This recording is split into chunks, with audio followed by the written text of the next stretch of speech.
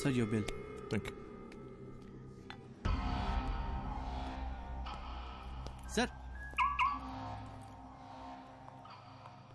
Sir, మీ phone మర్చిపోయారు. Oh, thank you. Welcome. Thank you so much.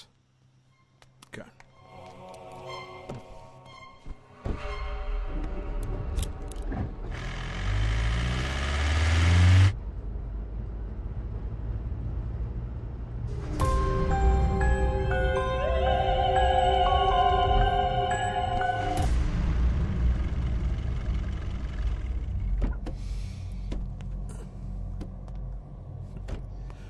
Rishi రా.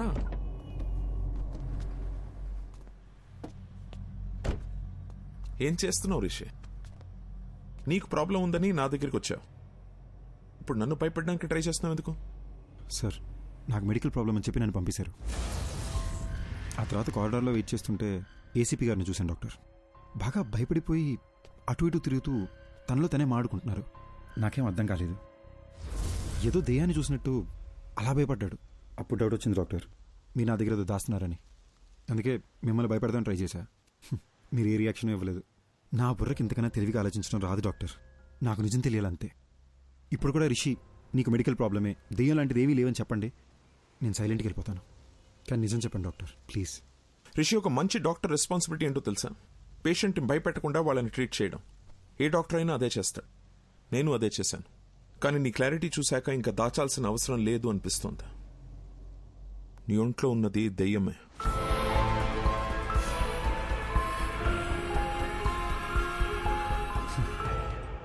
దెయ్యం అని మాట వినడానికి భయంగా ఉన్నా ఇదే బెటర్ డాక్టర్. బై ఛాన్స్ లోపల ఉన్న దెయ్యం రియాక్ట్ అయితే సేఫ్ అవడానికి ప్రిపేర్డ్గానే ఉంటాం. రిషి, ఒక్కో కేసుని ఒక్కో విధంగా అప్రోచ్ అవుతాం. కొన్ని కేసెస్లో వెంటనే రిజల్ట్ చెప్పేస్తాం, కానీ కొన్ని కేసుల్ని ట్రయల్ అండ్ ఎర్రర్ బేసిస్లో ట్రీట్ చేస్తాం. Now it's all about patience. కొంచెం ఓపిక పట్టండి. You'll be fine, trust me. Thanks doctor. Take care. ఇబ్బంది పెట్టుంటే సారీ.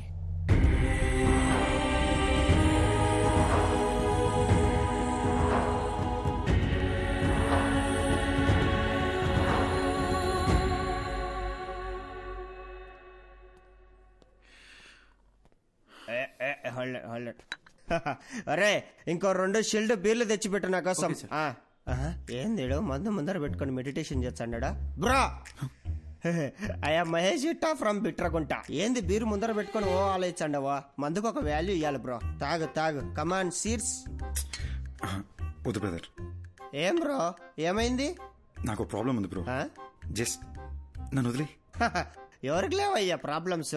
నాకు లేవా? పొద్దున్నే లేటుకు లేచా అని చెప్పి మా నాయన కొడతాడు. స్నానం చేయకుండా ఆఫీసుకు పోతా అని చెప్పి మా కొలీగ్స్ తిడతారు. నేనెంత పని చేసినా పని చేయట్లేదని చెప్పి మా ప్రాజెక్ట్ మేనేజర్ తిడతాడు. తాగయా సామి, తాగు తాగు. అర్థం చేసుకోండి బ్రదర్. మళ్ళా ఏమైంది? నాకు నాలో ఇంకొకడు ఉన్నారు బ్రదర్. ఇప్పుడు కూడా నేను మీతో మాడుతున్నానా లేదా వాడు మీతో మాడుతున్నాడా అని అర్థం కాకుండా బుర్ర పేలిపోతుంది. ఈ టైంలో ఆల్కహాల్ రిస్క్ బ్రో. నీలో ఒకడే ఉన్నాడు, నాలో ఎంతమంది ఉన్నారు తెలుసా? 3వ పెగ్గుకి సోటాబీం బయటకు వచ్చాడు, 6వ పెగ్గుకి ఐరన్ మ్యాన్ బయటకు వచ్చాడు, 10వ పెగ్ వేసాడు అనుకో హల్క్ బయటకు వచ్చాడు. టోటల్ అవెంజర్స్ ఫ్యామిలీనే నా బాడీలో ఉంచుకున్నా.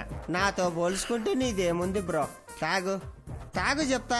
ఇప్పుడు నేను తాగాను అనుకో నాకెక్కుద్దా లేదా నాలో ఉన్నవాడికి ఎక్కుద్దా అని కూడా అర్థం కాకుండా ఉన్నాను. నువ్వు పోయి ఎంజాయ్ చేయి. ఇదంతా ఎందుకులే గాని సామి, ఒక ఫోటో తీసుకుంటా. బ్రో ఫోటోలే వద్దు బ్రో. యో సామి, ఈసారి నువ్వు ఏడన్నా కనపడినావు అనుకో, నీ కనపడకుండా తిరుగుదామని గుర్తుకు తీసుకుంటాండా. దా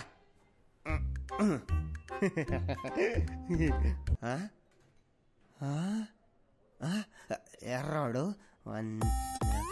ఏమెతుకుతున్నావు? ఇందాక నీతో ఫోటో తీసుకుంటా అంటే ఎవడో నక్కమొక్కమోడు మధ్యలో తలకాయ దురిశాడు. నా కొండగాడు ఏడున్నర్రాడు. ఆ నక్కమోడు ఇంకెవడో కాదు, ఇందాక నాలో ఇంకొకడు ఉన్నాడని చెప్పాను, ఆడే. ఇప్పుడే మా డాక్టర్ని కలిసి వస్తున్నా. నాలో ఉన్నాడే ఆడి దెయ్యం అంట. దెయ్యాలతో నీకే ఇబ్బంది లేదంటే లెట్స్ బీ ఫ్రెండ్స్ బ్రో.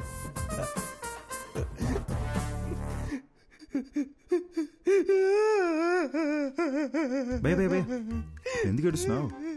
3000 పెట్టి 7 పీర్లు తాగినా ప్లస్ GST తాగింది మొత్తం దిగిపోయిందిరా అయ్యా. ఇప్పుడు సీపులు ఎక్కడ తాగుతా గానీ మళ్ళా ఎక్కి సావదు. హలో ఒరే షటర్ ముయ్యాకరే, నేను వస్తాడా? Bill please. ఎక్కడికి వెళ్తున్నావు? అద్దంలో ఉన్నది ఎవరని ఏసీపీ గారు కనిపెట్టారంట. డాక్టర్ రమ్మన్నారు. చూశారా, విభూది బొట్టు. అంటే ఇప్పుడు మీకు దెయ్యం అంటే భయం లేదంటారు? అస్సలు లేదు. వెరీ గుడ్ ఏసీపీ గారు. కానీ మీకు తెలియదేమో, దెయ్యాలకి విభూతి బొట్లు గుళ్ళు తాయత్లు ఇవన్నీ నచ్చవు. అమ్మా, అవును, ఇదంటే వాటికి ఇష్టం లేదు. ఇష్టం లేదు. అయ్యో అమ్మా. Hello doctor. ఏ Rishi, come on in. Have a seat. Hello Rishi. Hi sir.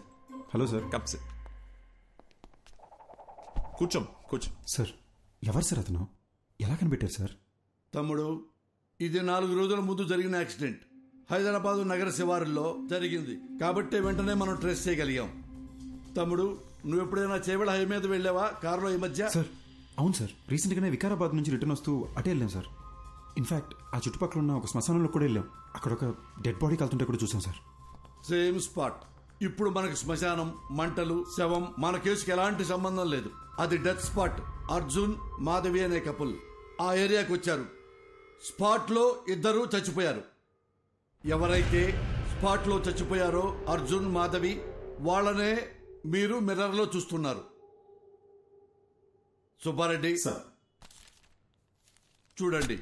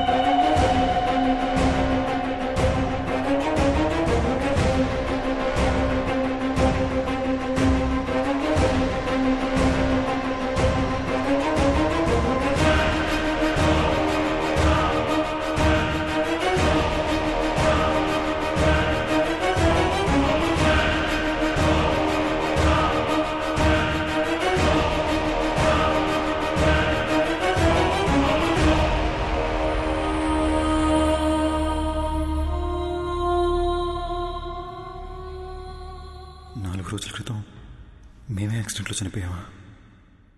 ఇతని బాడీలోంచే ప్రపంచాన్ని చూస్తున్నానా? అంటే నేనే దెయ్యాన్నా?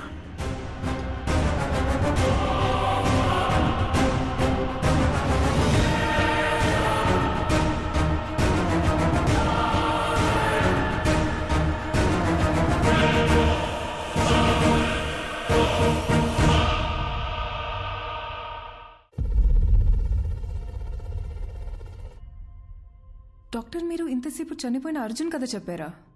అదేనమ్మా ఈ కేస్ స్పెషాలిటీ. అర్జున్ చనిపోయి రిషి బాడీలోకి వచ్చి తన బాడీలోకి రిషి వచ్చాడనుకుని భయపడేవాడు. సారీ సార్, ఒక్క నిమిషం. మరి అద్దంలో అర్జున్ రిషిని చూసినానని చెప్పారు. యాక్చువల్లీ రిషికి అద్దంలో చనిపోయిన అర్జున్ కనిపించేవాడు.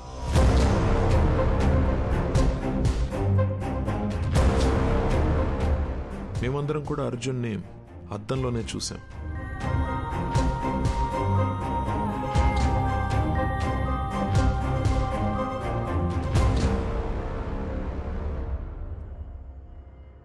అర్జున్కి నిజం ఒక పెద్ద షాక్ అనే చెప్పాలి. నా పేరు అర్జున్ అంట, నీ పేరు మాధవి అంటున్నారు. మన పేర్లు కూడా మనకెందుకు గుర్తులేవు? అసలు ఈ దియా, రిషి ఎవరు? వాళ్ళ బాడీలోకి మనం ఎలా వచ్చాం? అంటే మనం అందరినీ రిషి, దియాల బాడీలోంచి చూస్తున్నామా? అంటే అందరూ మనల్ని అద్దంలోనే చూసుంటారు కదా. అద్దంలో సెల్ఫీ వీడియోలో వాళ్ళకి మనం కనిపిస్తున్నాం. వాళ్ళ వాట్సాప్ డీపీలో, ఫేస్బుక్ ప్రొఫైల్లో మనం ఎక్కడ కనిపిస్తామో అని వాళ్ళు చెక్ చేస్తుంటే అది చూసి మనం భయపడ్డాం. ఇది మన ఇల్లు కాదు మాధవి, మనం కలిసింది రిషి వాళ్ళ మదర్ని. ఈ లైఫ్ మంది కాదు, మన ఇల్లు ఎక్కడ? అసలు మన పేరెంట్స్ ఎవరు? మనం ఇక్కడ ఏం చేస్తున్నాం? డాక్టర్ వన్ సెకండ్ సారీ, మీరు చెప్తున్న కదని మేము విజువల్గా ఇమాజిన్ చేసుకొని చూస్తున్నాము. కానీ నాకు అర్జున్ ఎందుకు బయట కనిపిస్తున్నాడు? లాజిక్ ప్రకారం చూస్తే అర్జున్ అద్దంలో ఉండి రిషి కదా బయట కనిపించాలి. నేను అర్జున్ కథని అర్జున్ పాయింట్ ఆఫ్ వ్యూ నుంచి చెప్తున్నాను. అందుకే ఇట్స్ బట్ ఆబ్వియస్ నీకు అర్జున్ బయటనే కనిపిస్తాడు. ఓ, అందులో తప్పే ఉందాం. అలాగే విజువలైజ్ చేసుకో, నీకే ఈజీగా అర్థమవుతుంది. అర్జున్, మనం ఇంకా వీళ్ళ బాడీ నుండి ఎందుకు బయటకు వెళ్ళలేదు? అవును కదా, నేను రోజుకో బాడీలోకి ఎంట్రీ ఇచ్చి ఎగ్జిట్ ఇస్తున్నా కదా. నన్ను అడుగు, సూపర్ ఎక్స్పర్ట్ అసలు. నాకేం చేయాలి అర్థం కాక బ్రెయిన్ దుబ్బేస్తుంటే నువ్వు నన్ను అడుగుతున్నావు.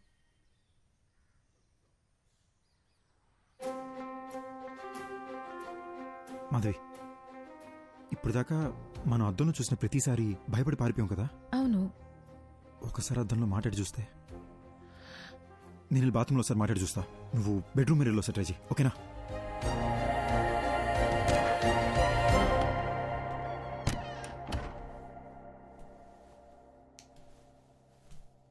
హాయ్ రిషి. అమ్మా, ఇలా పడ్డాడేంటి? బాసు, ఎందుకు బాసు ఇలా భయపడుతున్నారు? బుద్ధిందా నీకు? నేను దెయ్యాన్ని. సినిమా చూడవా నువ్వు? నిన్ను మించి నీ బాడీ మీద కంట్రోల్ దెయ్యాలకే ఎక్కువ ఉంటాయి. కంట్రోల్? భయపడకు. నేను మాట్లాడేది వినిపిస్తుందా? ఉట్టుకల భయపడే భయ్యా, వినిపిస్తుందా? వినపట్టమేంటి బ్రో, బాడీ మొత్తం వైబ్రేట్ అవుతుంది తెలుసా. నాకు బాత్రూమ్ రాకుండానే బాత్రూమ్కి వస్తున్నా, ఈ అద్దం ముందు నిలబడుతున్నా. ఇదంతా మీరే చేస్తున్నారని అర్థమవుతుంది బ్రో. మమ్మల్ని వదిలేండి బ్రో ప్లీజ్. బ్రదర్, ఉట్టుకల భయపడదు బ్రదర్. నేను సినిమాలో చూపించినట్టు వైలెన్ దియాన్నేం కాదు. నేను మీలాగ ఒక మామూలు అబ్బాయినే బ్రదర్. అసలు నాకు మీ బాడీలోకి ఎలా వచ్చాననే విషయం కూడా గుర్తులేదు బాస్. అట్లీస్ట్ అది తెలిసినా బయటికి ఎలా రావాలని ఐడియా అన్నా వస్తుంది. ఇప్పుడు ఎలాగో మనం మాట్లాడుకోవడం మొదలుపెట్టాం కదా, నాకు చాలా రిలీఫ్గా ఉంది. మన ఇద్దరం డిస్కస్ చేసుకుని దీనికి సొల్యూషన్ కనబడదాం. ఒక 4 days క్రితం చేవెళ్ళ రోడ్లో మీరు ఏమైనా కార్లో వచ్చారా? అవును బ్రో, ఆ విలేజ్లో ఒక రిసార్ట్కి నేను నా వైఫ్ వెళ్ళాం. అక్కడ చికెన్ 65, మటన్ చాప్స్, ఓ గ్లాస్ లస్సీ తాగి అలా వచ్చాం. వచ్చే దారిలో ఓ కార్ యాక్సిడెంట్ అయి ఉంది. ఎవరైనా ఉన్నారేమో అని హెల్ప్ చేద్దామని కార్ దగ్గరికి వెళ్ళాను. కార్లో చూస్తే ఎవరూ లేరు. సరే పక్కన పోలీస్ స్టేషన్కి ఫోన్ చేద్దామని చెప్పి ఫోన్ తీసుకుని చెవి దగ్గర పెట్టుకున్నాను. షాక్ కొట్టింది. Hello hello. నా వైఫ్కి దయ్యాల సినిమాలు చాలా ఇష్టం అండి. సరే ఓసారి దీన్ని శ్మశానం తీసుకెళ్ళి భయపడదామని బాగా ప్లాన్ చేశానండి.